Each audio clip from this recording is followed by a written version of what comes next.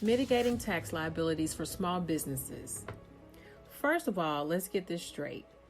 Avoiding taxes is legal. It's what taxpayers do to avoid paying more taxes than necessary. Now, it's all in how you avoid paying taxes. You can avoid business and personal taxes by taking what they call deductions and credits. You can also avoid paying more than necessary by delaying taxes using IRAs, 401ks, and other tax-deferred methods. Your taxable income minus your tax deductions equals your gross tax liability. Gross tax liability minus any tax credits you're eligible for equals your total income tax liability. Now, let's talk about your business entity. What's your business entity type? There are many business entity types out there. There's C Corp, partnerships, sole proprietorships, LLCs, etc. But for the purposes of figuring out how much tax your small business owes, there's only C corporations and everything else. If you're not sure what your entity type is, schedule a call with us and we'll be glad to guide you through that process. If you have a small operation, no accountant, and you've never thought about entity type before, chances are the government is automatically classifying you as a sole proprietorship. C corporations are the only type of business that pays corporate income taxes. If your business is not a C Corp, then it's known as a flow-through entity because profits and losses flow through the business to the owners and shareholders who pay the taxes at their individual tax rates. This is why you have a Schedule C attached to your 1040. An LLC can help you avoid double taxation unless you structure the entity as a corporation for tax purposes. Business expenses, LLC members may take tax deductions for legitimate business expenses, including the cost of forming the LLC on their personal returns. Now, here's an example to make this clearer. Let's look at an example to see how a hypothetical flow-through entity would determine the amount of federal income tax it owes based on these tax tables. Now, suppose Wally's Widgets ends up with taxable income of $300,000 in 2018, and that Wally files a joint tax return with his wife, Wendy. Now, Wally's tax owed would be $28,765 plus 24% of the amount over $168,400 or $31,584. That would be his tax owed. The calculation looks like this. $28,765 plus $31,584 equals $60,349, which is the total tax due for our friend Wally. Now pay attention to the percentage that is over the amount of $168,400. That is their tax cap. So they're being taxed on the amount that's over a certain tax bracket. This is why we use strategic solutions in order to mitigate tax liability. Now, Wally may be able to reduce the amount of taxes that his business pays by taking advantage of targeted tax breaks, including both tax credits and deductions. For tax deductions, he can choose to either itemize his deductions, which means add them all up, or take one standard deduction, which is a single lump deduction of $12,000 for single taxpayers, and which is $18,000 for heads of households, or $24,000 for married filing jointly. Now, if Wally doesn't have many deductions to claim, he'll probably want to claim the standard. On the other hand, if he has a lot of deductions, he'll probably want to itemize. To claim every deduction you possibly can, check out the big list of small business tax deductions that we have here in this particular module. Also, We have tax credits that you may also qualify for. So check those out as well. To stay on top of your deductions, as a small business owner, it can be difficult to know what deductions are relevant to you. Many people struggle to stay on top of their deductions year round and instead try to piece things together at the end of the year and run into difficulties. Remember that restaurant expense you incurred in January last year? Most people don't, and therefore they miss this tax write-off. Add them all up, and you're missing out on a lot of savings. That's where bookkeeping comes in. To claim these deductions, you'll need to keep accurate records and stay on top of your monthly bookkeeping. Ongoing bookkeeping is critical to help you tally up your deductions. If you don't have a good do-it-yourself system that you're happy with, we here at JA Consulting have some resources available for you. We'll do your bookkeeping for you. When we do your bookkeeping, we catch these deductions every month so you have confidence you've caught everything and minimize your tax liability. Then at the end of the year, send the books that we do for you to your accountant. Or if you don't have an accountant, we'll be more than happy to file your taxes for you. We'll take that off your plate. Now let's talk about what is a tax deduction. Let's continue that conversation. Tax deductions are earned through certain expenses you have throughout the year. Of course, we shared that earlier.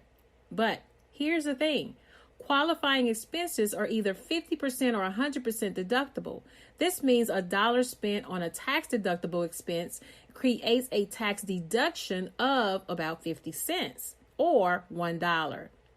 There are some restrictions and limitations based on factors like your business income and total expense levels. Whereas tax credits, however, reduce your tax bill, tax deductions reduce your taxable income. Your taxable income is the income you pay taxes on. Now, some notable expenses that are tax deductible include your marketing, advertising, which is at 100% deductible. Business meals are usually at 100% especially for 2021 and 22. Your business-related travel, of course, is deducted at 100%. And then also qualified business income deductions, which is at 20% of your business income. For the self-employed taxable income is your adjusted gross income, or AGI, minus your tax deductions. This includes the tax deductions from your business expenses and either the standard or itemized deduction. The choice applies to everyone, even non-business owners, on certain personal expenses, of course. Counting up your qualifying expenses and determining your tax deduction is called itemizing or the itemized deduction. The following personal expenses can be included in your itemized deduction calculations, such as medical and dental expenses. Those must be greater than 7.5% of your AGI. Taxes paid, which is limited to $10,000. Mortgage interest paid, which is on the first $750,000 if purchased after December 16, 2017, or on the first $1 million if prior to December 16, 2016. These are stipulations that the government has in place. Next, you have gifts of charity, casualty, and theft losses from federally declared disaster. And the alternative is the standard deduction is a flat amount you can choose to take instead of itemizing. In 2021, the standard deduction is $12,550 for single filers and those married filing separately, or $18,800 if you're a head of household. Married couples have a standard deduction of $25,100 if they're filing jointly. Now, you choose between the standard deduction and the itemized deduction on a Schedule A of Form 1040. Now, I know I'm getting into the tax filing procedures, but I need you to understand where these deductions go so that you understand how to manage your tax deductions throughout the year. If you're self-employed and file a Schedule C, that's the form you report any business expense and tax deductions on. You take a standard or itemized deduction in addition to your business tax deductions. Now, how much is a tax deduction worth? Now, we've talked about that a little bit early on, but this depends on your business entity type, which is why we started talking about what type of business entity you have, your taxable income, all right, and also your tax bracket. And we mentioned that out as well in our example with Wally. Let's talk about C corporations. C corporations are taxed at a flat rate of 21% of their taxable income. Since every dollar of a tax deductible expense reduces their taxable income by a dollar, a tax deduction is effectively worth 21 cents in savings. Now, let's talk about S corps. These are my favorite. All other for-profit business types are taxed slightly different. These include sole proprietors, partnerships, limited liability companies, and S corporations. These business types are known as pass-through entities, meaning they pass any profit or losses onto the shareholders and business owners. Because of this, the business earnings are reported on the personal tax returns of the business owners. On personal tax returns, you are taxed based on your tax bracket. To learn how this relationship works, check out our guide on how to calculate your tax bill based on your tax bracket. Now, your personal income determines what tax bracket you fall in. The greater your income, the higher the rate of taxation on every consequent dollar. Because of this, a dollar in a tax deduction can mean savings ranging from 10 cents to 37 cents. Simply put, the greater your income, the greater a tax deduction is worth. Now let's take a step back and talk about why most business owners choose an S corp tax status. When a business files taxes as a sole proprietor or as a partnership, it pays self-employment tax of 15.3%, which is the Social Security and Medicare, on all of its net profit. For example, your net profit from your business is, let's say that it's $130,000. Your self-employment tax on $130,000 net profit is $19,890.